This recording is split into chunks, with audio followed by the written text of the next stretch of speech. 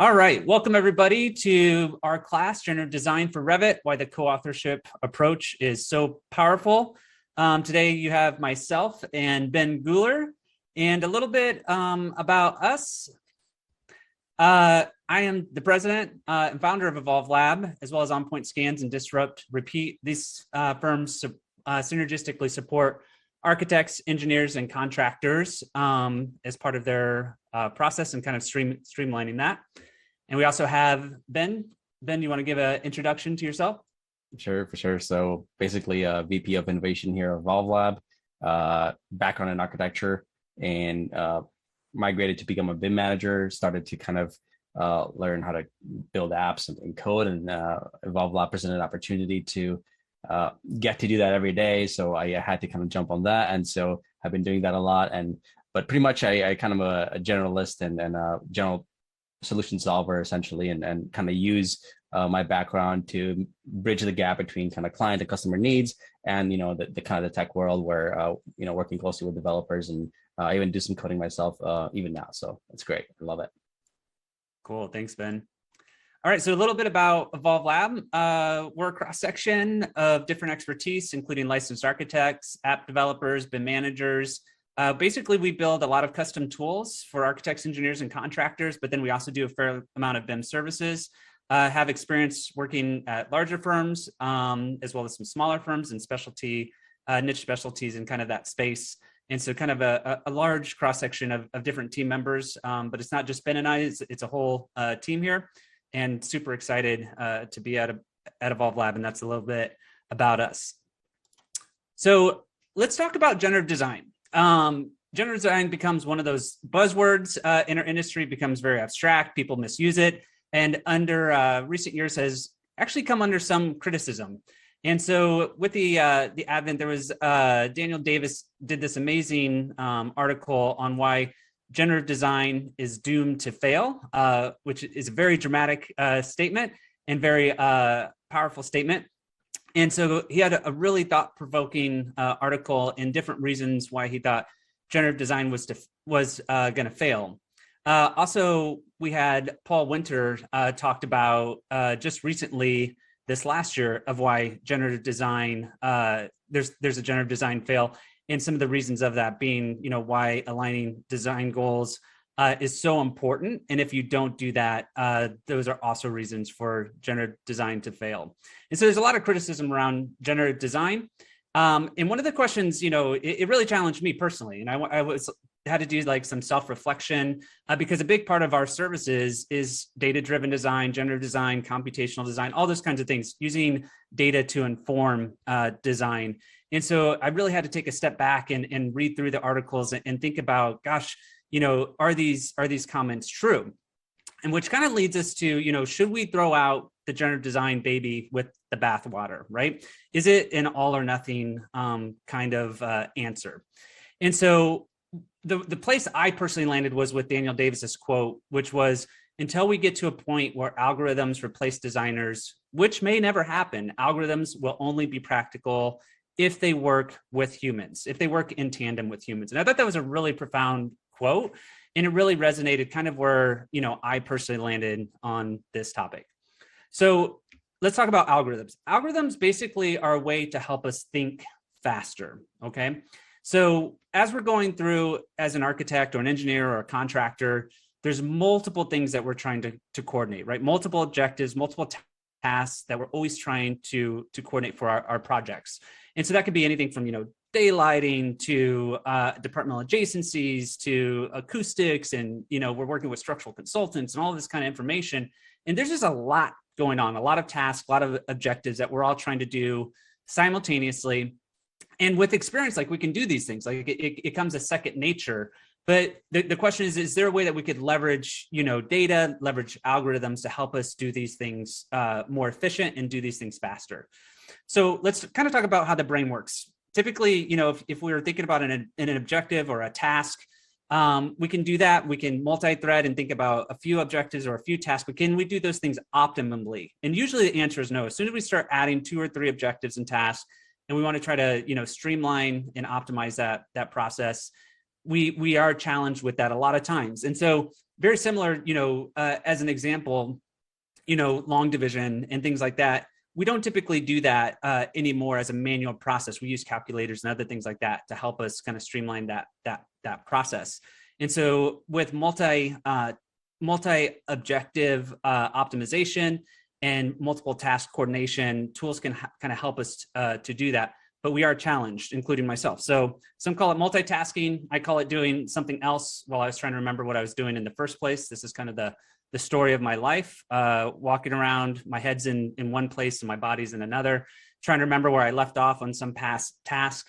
And so basically these tools just kind of help us, to streamline this process and help us to think faster. They're just tools, and that's what they are. So any comment on that, Ben? I think you might have had a comment. Yeah, no, yeah. So I muted myself there a little bit, but basically I could totally relate to that. It's like our brains are, when we multitask, we just single task really fast and we switch tasks really fast, and then we remember what we just did in the previous single thread. So could definitely relate there. Cool. Thanks, Ben.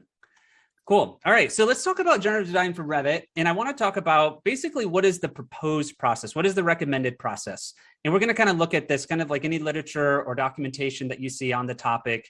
This is kind of that process. All right. So let's look at that. Basically, the first step is to define your problem. What are you trying to solve? And then you start to go through and define your constraints, your algorithms, your inputs, your outputs, et cetera.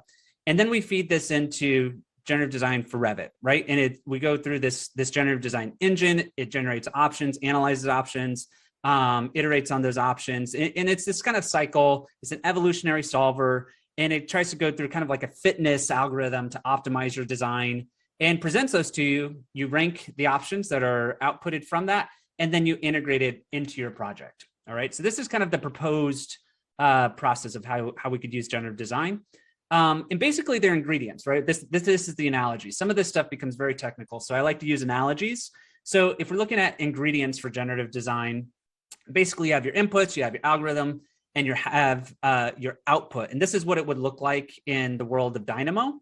If you start to further abstract this analogy in kind of like a parallel graph chart, which is common with the Autodesk Generative Design tool, we have these ingredients that we're trying to utilize and to be able to create, different variations of a pie, for example. And so in here, if we have the constraints, which equal our ingredients, the variation of those constraints are our algorithm or our recipe, and then the solution is the pie. Okay. And so as you use more butter and less sugar, or if you have, more eggs or this kind of fruit, you're going to get a different kind of pie. And the same holds true when we're designing buildings. All right. And so one of the things that you should start taking into account when thinking about your building is what kind of constraints do I want to utilize? And what do I want to minimize for? What do I want to maximize for? So this example kind of generative design solution that we're looking at that we built for Atlas Group London. And basically, we want to think in my background's in healthcare. So I think a lot in the space of healthcare, it comes a little more natural to me just because of my background. But I think of like, nurse travel distances, or we're maximizing daylighting, or we're thinking of the adjacency for the departments. These metrics become very specific to healthcare and hospitals. And the point being is that if you're designing a school or you're working on science and technology, the metrics that you would use for that different kind of building typology would be different, right? You're going to be trying to solve for different things probably. And so that's what's kind of nice about some of these tools. You're on the hook for creating the algorithms, but you also get to choose kind of what you want to optimize for, your mins and your maxes, if that makes sense. All right, so let's look at this example of generative design process in action. We're going to be looking at a randomization of tile patterns as an example. And this is going to kind of be our process. All right, so let's jump into it. Our problem is let's randomize tile patterns. We don't want to spend a lot of time manually laying out a bunch of different tile patterns. And so we're going to sort these tiles based on distance to an attractor point. And so this would be kind of, your recipe. You think of in your algorithm and thinking about like what you want to solve for and how you want to solve it. And so this becomes our recipe. We're going to be using an attractor point and a distance from other points to kind of drive the origin and location and the aperture of the tiles where they land, if you will. They show up if they're blue or white, etc. And basically, Autodesk Generative Design gives us 4 ways to do this. They use randomize, optimize, cross-product, and like this. And here's just a few examples of this, where we can start to say, okay, randomize, you're going to see the examples in here are very random. The one on the top left is very different than the right. Ones in the middle are very different than the one, adjacent to them, etc. So it's very random, hence the name randomize. If we look at the optimize, now this is maybe not the best example of an optimization, but maybe like think if we're trying to optimize the location of that point in the center, or if we're trying to think of, we want to optimize the point on the top right. Those are different ways that you could think about optimization, but there's probably a better use case, for optimization. But you could see in the graph chart on the optimization, it's starting to arc. You're starting to see multiple threads there on that. And that's where it's starting to get into kind of that fitness is what it's trying to accommodate and think about as it relates to optimize. Cross product is basically going to do a variation of all of those parameters. And so again, you're going to get kind of a wide range of this, but it's going to be every variation of the parameter and representing that for you. And then lastly is like this. And so you'll see almost all these examples are very similar to each other. We have mostly blue tiles over on the left side here. And there's a few scattered throughout, but most of them are kind of trying to show us an example that's close to one that we picked, which is this like this. Okay, so this is kind of the traditional process.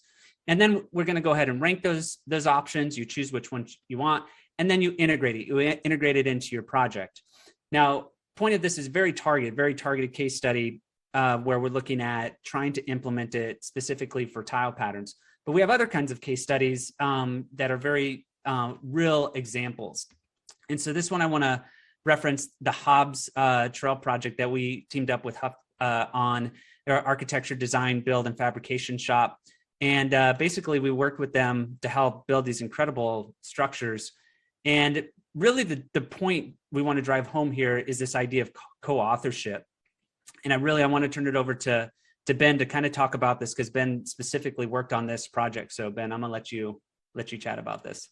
Yeah, for sure. So let's see, there you go. So this is a really interesting project where the problem was pretty well defined. We kind of have these kind of substrate surfaces, these shell kind of theoretical surfaces that we'd have to populate using these segmented members to kind of assimilate within the environment, to kind of seem natural within the trail in the park. So basically, there are quite a few different ideas that we wanted to optimize towards. So you can see here in the sketches, we kind of started to kind of brainstorm some ideas and how we'd handle it. But some of them is, cost, ability to manufacture it, and essentially like the number of cuts and the number of members, basically, because the more you increase that, the more the more cuts you have, the more cost you have, but the more you increase the size and the members of that, it impacts the aesthetic. So maybe the last thing would be kind of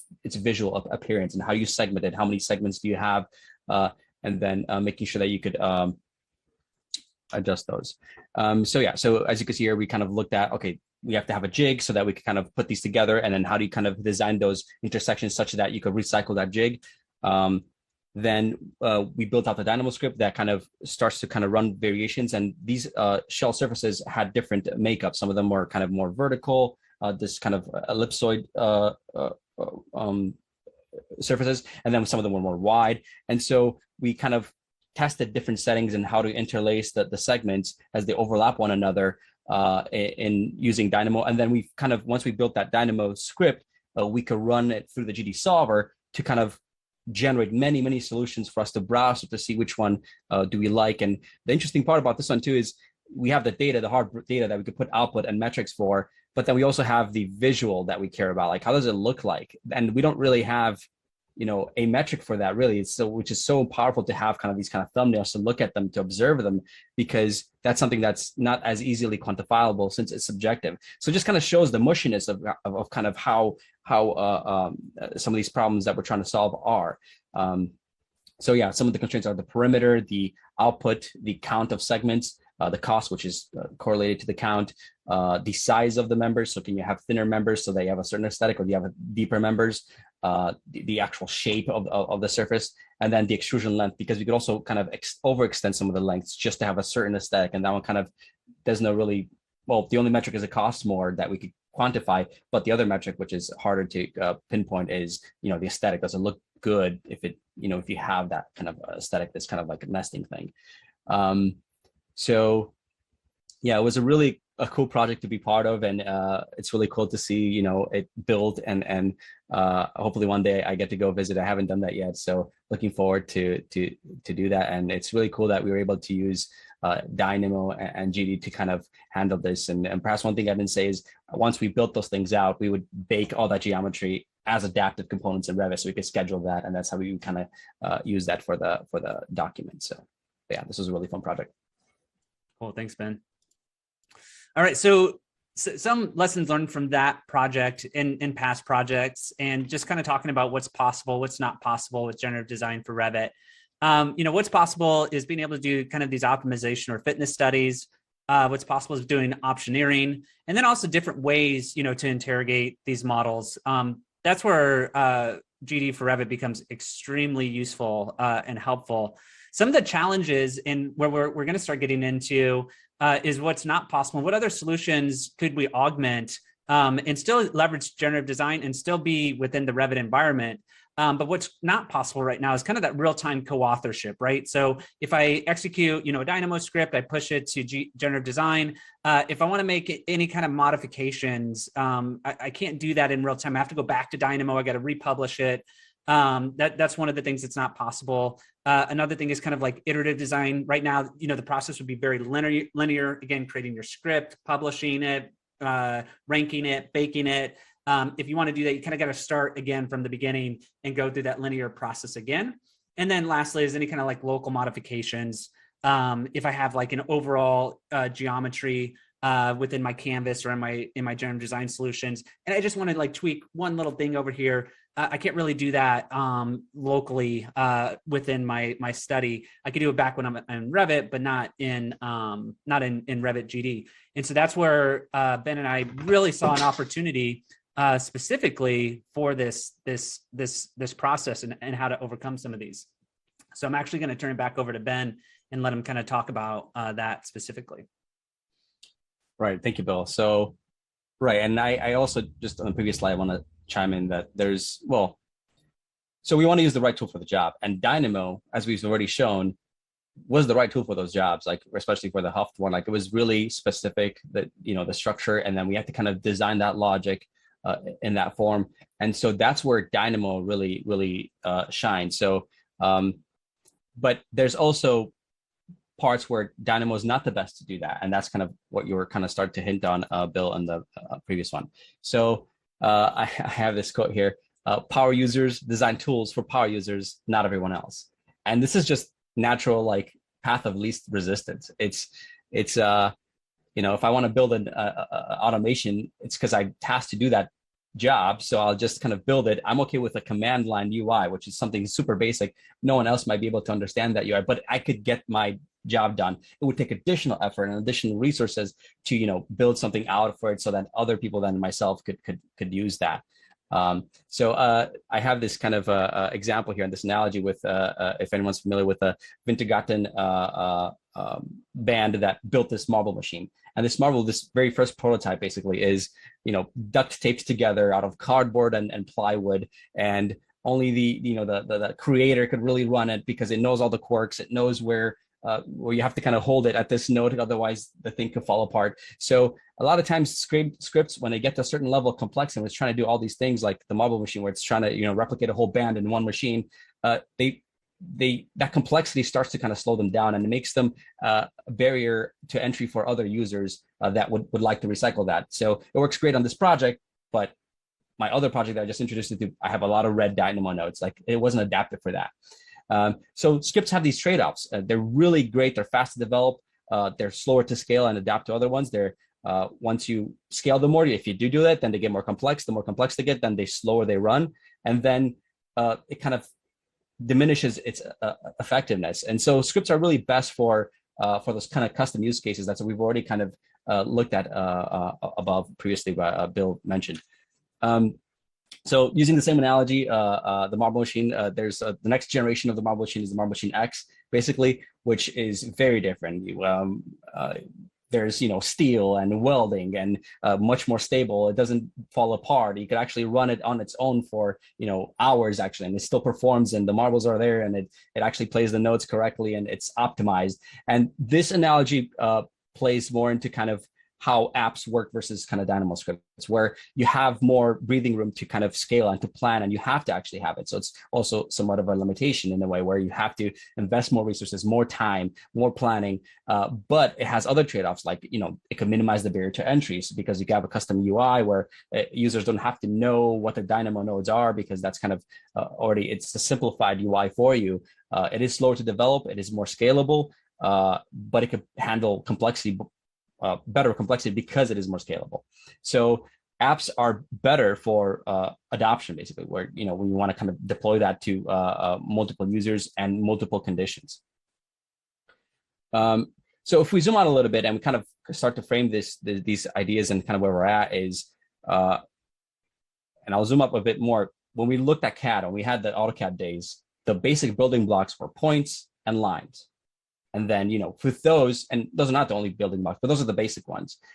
With those, you could do a lot of things, basically. And then we had to learn Revit when we transitioned to that. And then the basic building blocks there are also point-based families and line-based families. So you're kind of interacting with this similar, like, simplified element as a base building block that is very kind of predictable. You click and you kind of see it. And then from that, we have GD, which is, from drawing walls to generating buildings. So we saw that there's some kind of interim step there that could be bridged, where you don't have to use, from points and lines to sliders, toggles, and surface selection. There could be something that's in between there, maybe a mixture of both. Maybe I can still do the points and slides so it's simple, so I could see that, and maybe I can still get some of those sliders. So what would it look like to have a GD co-authoring tool that, leverages the power of genetic algorithms, but still work as simple as, the wall tool? So that's essentially our question is essentially, and that's how we kind of started this journey on the path to kind of build out these solutions. So what would we want to see in a tool like that? So we'd want iterative instead of linear. So I want to iterate through just the way we design naturally. Like, I want to be able to kind of do small things and big things at the same time and not have to kind of wait for it to finish, and then I could just select. We want immediate feedback to better understand if I change an input, I see exactly what happened right away on the screen on the other side of how that change affected the result. We want it responsive. So if I make a quick change anywhere, a split-second decision as it's actually computing, that's taken into account. As I'm changing actively as it's generating, it responds to me as soon as I kind of make any updates. And then intuitive to use. So no need to have a steep learning curve, like try to have it as intuitive as possible. And so this is what we would want. And what we have here on the screen is our Evolve Lab Morphos tool that is kind of demonstrating how this kind of GD layout tool, which is a pretty simple tool right now, that could just with some sliders and selecting a surface boundary, start to optimize and start to kind of draw things on it with this kind of low resolution geometry that then gets baked into Revit with, in this example, office furniture. So in order to do this, we need to make some trade-offs, and we have to be very specific about those trade-offs and what those are. So here's four that we've kind of outlined. Interactivity over speed. I'd rather have it to be more interactive at the sacrifice of speed. So what that translates into is if I want the algorithm it's okay to have the algorithm run a bit slower if I could tell what the algorithm is doing, if I could see it on the screen. Like, that's a decent enough sacrifice because I get the feedback right away. So it's interactive, which led to, how do we thread decisions and bypass certain things that Revit has. And then also using lightweight geometry to display that so that we could really have this rapid output. Then speed over accuracy. So this kind of really played a role in how we chose our heuristic solver, a meta heuristic solver, where it doesn't have to be the best solver that kind of generates the very best solution based on the inputs, because maybe the problem is not even framed out right. So we want it to be as fast as possible so we could see it, and then the gap of inaccuracy could be filled by the author themselves. Then simplicity over extensiveness. So we want to make it as simple as drawing a wall. We don't want to have it so you have to click all these 5 different things, and if you click them in the right order in that specific way, then it will produce the results that are desirable.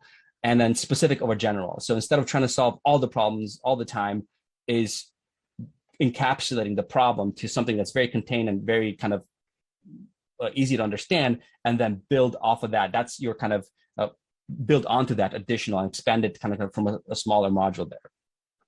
So those are some of the trade-offs that we made with our kind of initial wants of what we'd like to see. And essentially, what I want to go over next is why do we make these trade-offs specifically? And it's because we're human, basically. So changing behavior is very hard. If I look at the cycle over here, and you start with pre-contemplation, like should I do it? Then you're contemplating, like before you even contemplate, you have pre-contemplation in the state when you hear about it, perhaps. Then you have contemplation, like, should I do it? Then you prepare yourself, okay, I'm going to do it tomorrow. I'm going to do it tomorrow. And then you actually do it, action. That's like the 4th stage already. Like it took you a while work up to get there. And then, it's great. You relearn, you have a 3-day workshop, but if you don't use Revit in your project, let's say, if you learn Revit and there's no maintenance, number 5, then this whole cycle all the way to 4 is you relapse. You go to 6 because you didn't use it in practice. So then you lost all of it. And I've seen firms that have done that, where it's like, okay, well, you're back at square one, where it's like, should I learn it again? Because it's the cycle where it's not a trivial thing to learn. And the more you use it, you kind of learn that. So we wanted to capitalize on this. And another, recollection could be like switching from AutoCAD to Revit. Like that was it was very hard for certain users to do that. In fact, some would argue that it's probably easier to just not have known AutoCAD and just go straight into Revit and learn that, because if you know AutoCAD, you have to unlearn certain things. So CAD users would say, like, I need levels now. I could just draw a line before. What's a family? It's supposed to be a block. We have blocks. What are my layers? What's going on here? So those kind of things, that was kind of a learning of transition. So getting new software, you have to learn that new software basically. And we built it within Revit, so you don't really have to learn. You minimize having to learn another software basically. So don't change behaviors. Reuse the learned behaviors. The fact that they're already in Revit, well, there's a lot of things that they have to learn to be in Revit. The concept of walls and the concept of levels and how things are hosted and the way you orbit it in 3D, like all those learned patterns. Let's reuse that so we don't have to reinvent that. And if you have to use introduce new behaviors, do it with a solid strategy. So over here is an example of like, okay, drawing walls is easy. And then is it though really easy in Revit? And then it depends who you ask. So if you ask a BIM manager, yeah, it's just WA and then you click a point and there you go, you have a wall. It's pretty easy, right? If you ask a CAD user that just recently got converted, it's like, oh, well, they'll have a whole spiel about it where they'll say, well, there's no command line, first of all. And then if you press W and then A, you don't press enter afterwards because you don't have to anymore, because that's not how, it's not a command line. And then, there's some parallels you click and you escape at the end. And there's some parallels that they could talk about and, kind of why they're not doing things the way they are accustomed to doing it. And then, in this kind of third category, like you ask someone, an alien, like they could start with like, okay, well, there's like the physics of Earth and the fact that there's a number 4, so the table and the mouse, and there's friction and you have control because of that friction. And that's why they use the mouse peripheral. And then they might go into like explaining the human anatomy and why we need buildings to even, because of our limited form, and explain computers. And anyway, so it depends who you ask essentially. And we want to address that human behavioral part with the way we're designing our tools. So how do we reuse learned behavior? You have the users in Revit. They're already kind of drawing things within Revit. So you could build it, the application directly in Revit, which recycles, all the controls that you have in Revit. The browsing, how do you get to do the floor plans? How to navigate basically the whole software, like the whole that's given for you. You don't have to kind of introduce your own system for that. You can use the same shortcuts. So the fact that you have WA, okay, use that. So when you press WA, at the end of A, it executes the command. Don't introduce a different pattern, basically, because that's a different learned behavior that you have to introduce. Recycle Revit's drawing tools. So for example, in the example on the right, you can see how when you're drawing kind of that line, it's not really a Revit line, but it's our kind of own line. You're drawing it the same way that you would draw it with Revit, where it's just kind of, you click a point and then you kind of hit escape if you're done. And then the last one here is kind of using the same click order, because you could click and hold, click and drag, or you could click on and release. There's so many things, that details actually we take for granted because it's just secondhand nature, like tying a shoelace. You don't have to like articulate how that happens. You just know it basically. And Revit users just know those things because they have to use, the application day in and day out. So again, we want to recycle that and take advantage and capitalize on that with the design of the tool. So what can these trade-offs offer? So we kind of went over what the trade-offs are and kind of, but why and how do they kind of affect the kind of grander scheme of things? So there's kind of three aspects that we outline here for the trade-offs. One is it builds trust with the end user, with the designer. They could kind of start to rely on the tool. It fosters adoption. So like it kind of organically grows so other people could also use it. And that would speak to its success basically. And then having a vision of dynamic scaling where we've mentioned we're going to work out locally, but have the ability to grow outwards to make it, the whole floor plate if you want to, or multiple floors of this type of room, of this wing, and then, okay, run and generate for that. So I'll go in through these more one at a time. So how do we build trust? So we visualize the feedback right away. So lightweight geometry streamed straight to Revit. We minimize the response time. So really low latency so that you could see any action, what its reaction is with the tool. Then react to user changes. So if I move a wall, that's not kind of a setting in our application. It's just something within Revit. You also react to that. So you track, the cursor moves, the button presses, and any Revit geometry updates. So that's how you kind of build that trust by lowering that latency. Other things are the choice in our algorithm is it's optimized towards speed basically, and so that it could show you what's work in progress. So you can see that even if it's the wrong answer, like it's generating the wrong answer, well, you see that it's doing something, and you see that it's doing it there, not somewhere else. And just the fact that it's vibrating over here and this something over here, that alone gives you information, even if it's the wrong information. If you let it sit for 5 seconds, then it renders a much clearer picture of what it needs to be basically. And ironically, predictability basically, where even if it's a novel tool where it could generate novel solutions, perhaps you could start to kind of predict it at a certain level of scope where it's, you can start to learn where it succeeds, like it's handling the situation, the condition very well, or where it surprises you. Kind of know that, okay, this condition, I don't know it's going to surprise me. I kind of know that. So I could predict that's going to surprise me. And then you could know that, okay, this condition, it's probably going to fail. It failed for me in the past, and this is a very difficult condition to solve with a tool unless the tool gets updated to a new, algorithm or new constraints basically. So that predictability also builds that trust where it's like, okay, I kind of know what it's doing. And then the last thing here is a workable output. So everything that's being generated bakes to Revit as native elements. And that kind of gives you kind of this fallback where you could always go back to going manual, and it might just give you partial success. Maybe it gets you 50% of the way there or 80% of the way there. So then you just have to bridge that gap to the last 20%. So it's still better, and it's not like a winner takes all where it's all or nothing basically. It's just you don't have to wait for the whole thing to be done. You could wait for just a little bit to be done, and if you're happy with that, just go with that and then work your way around it from there. So that's kind of one of the kind of macro goals, is to build that trust with the user. The second one is to foster adoption. So how do this organically grow to other people? Because there's two ways you can do it. You have the top down thing where it's like you have to use the software for this from now on, or hey, I found this software, you guys should use it. It's really great. It's similar to that organic kind of grassroots effect, and that one's always more effective the way I see it. So make it rewarding to use the app. Like it's faster. Like I can finish my process and my task, my design faster in a more efficient manner. That's great. It's fun and it feels good. Like the interactivity, the animation, like it's actually like feels really cool to actually use it. And it's really rewarding to see that all that content when you generate, we press that button to see all that. If you look at the GIF here, you can see all that content actually like be in Revit as Revit families. Like that's great. Like for this one, there was an undo, changes some settings, bake again, and then there you go. You can see like, okay, now my content is there. And then the way we would go about these things is, you have to measure that adoption. So if you have these hypotheses that, that, okay, we're going to be having, these techniques and these kind of technologies is going to foster this, like, can you, validate that? So we see, only the power users using it, because then you're kind of still back at trying to solve that problem. Or are other users using it? And are they using it just for fun, just to play around with it? Or are they actually using it in a project? So all those kinds of things that we want to kind of have foster that adoption, and the way to do it, the mechanism to do it is through kind of analytics and kind of measuring that. And the third kind of macro goal here for the reason the design decision we've made with the trade-offs is kind of allow for dynamic scaling.